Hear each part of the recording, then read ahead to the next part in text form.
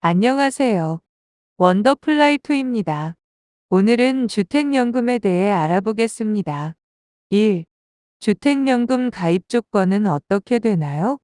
주택연금은 거주하고 있는 집을 담보로 대출을 해주는 상품입니다. 대출을 연금처럼 평생 지급한다고 해서 주택연금이라고 합니다. 1주택, 2주택, 3주택 상관없이 보유하고 있는 주택의 총 공시가격이 9억 원 이하면 가입 조건이 됩니다. 반대로 1주택, 2주택, 3주택 보유와 상관없이 총주택 합산 공시가액이 9억 이상이면 가입 조건이 되지 않습니다. 현재 주택연금 가입 기준을 공시가격 9억 원 이하에서 12억 이하로 상향하는 방안을 추진하는 만큼 공시가 완화가 될 가능성이 높다는 점 참고해 주세요. 또한 주택 중에서 본인이 살고 있는 집으로 주택연금을 가입할 수 있습니다. 2. 보유주택 공시가격이 총합이 9억 이상이면 어떻게 해야 할까요? 3년 이내에 1주택을 처분하면 됩니다. KB 시세 12억 주택을 보유하고 연금 준비가 잘 되어 있지 않으신 분들, 노후에 어떤 계획을 가지고 연금 설계를 하면 좋을까요? 시세 12억 원의 가치는 공시가 9억이라고 생각하고 60세부터 주택연금을 수령하면 193만 원을 종신 지급받습니다.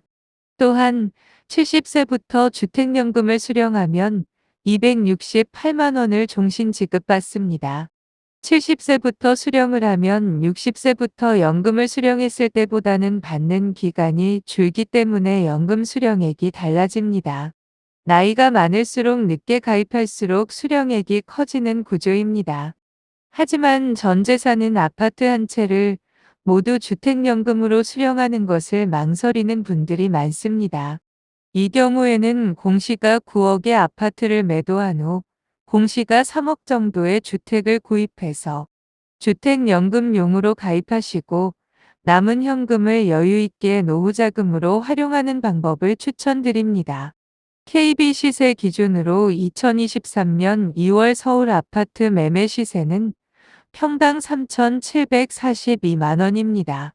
즉 서울의 34평 아파트를 보유하고 계신다면 12억 7,228만 원의 자산을 보유하고 계신 것입니다.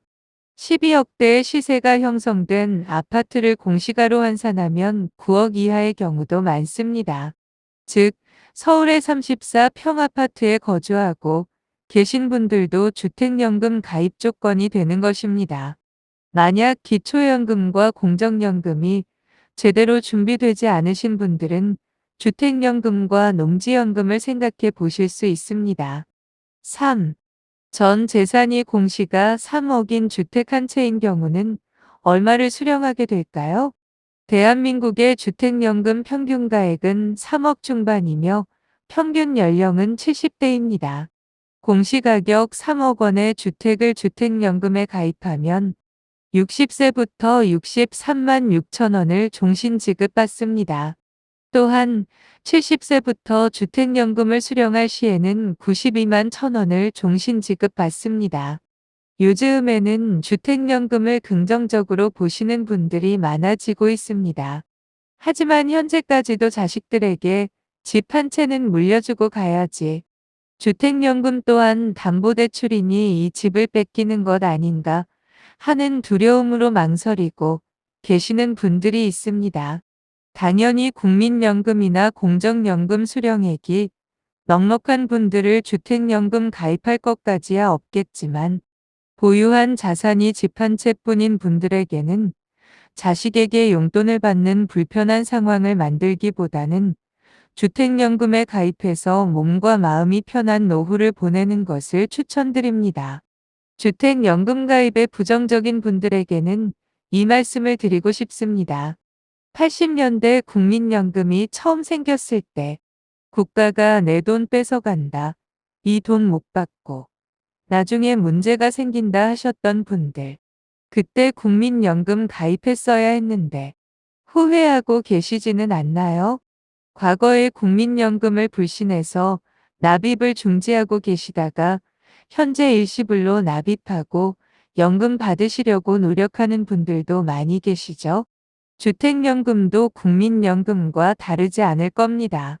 지금은 제도 초기여서 가입 장려를 시키려고 조건이 좋지만 점점 가입 조건이 안 좋아질 것입니다. 아니나 다를까 뉴스가 나왔습니다. 23년 3월부터 줄어드는 주택연금 얼마나 빠질까? 하고요. 주택연금 월 지급액은 3월 이후 최대 6.2% 줄게 됩니다. 현재 공시가격 9억 원.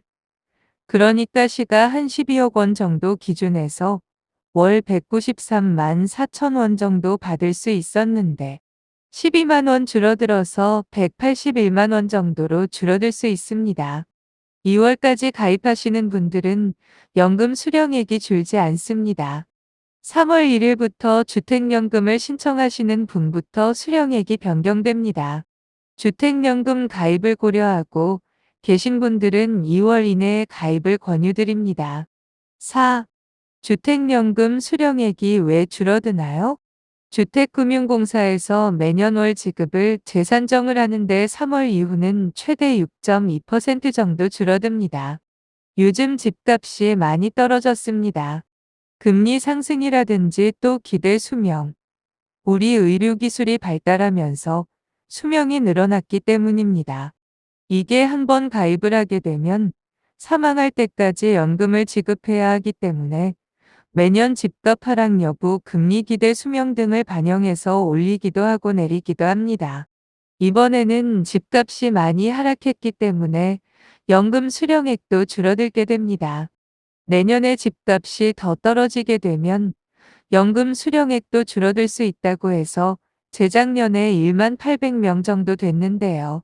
작년에 1만 4,580명 정도로 가입수가 더 늘어났습니다. 5.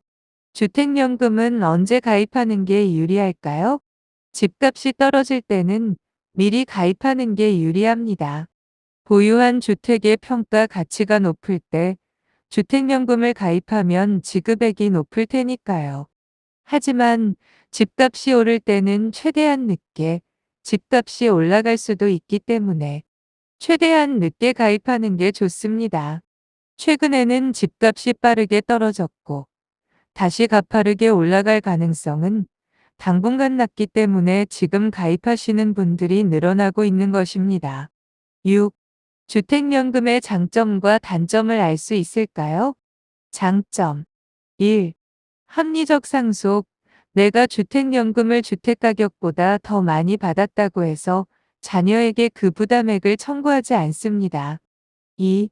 만약 주택금액보다 연금을 덜 받았다면 남은 금액은 자녀에게 상속됩니다.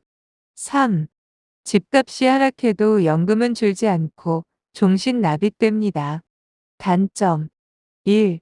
주택 가격 상승 시 연금액이 반영되어 올라가지 않습니다. 또한 물가 상승률도 반영되지 않습니다. 2. 주택연금은 대출 상품으로 분류되어 가입할 때 주택가격의 1.5%에 해당하는 보증료를 일시불로 내야 합니다.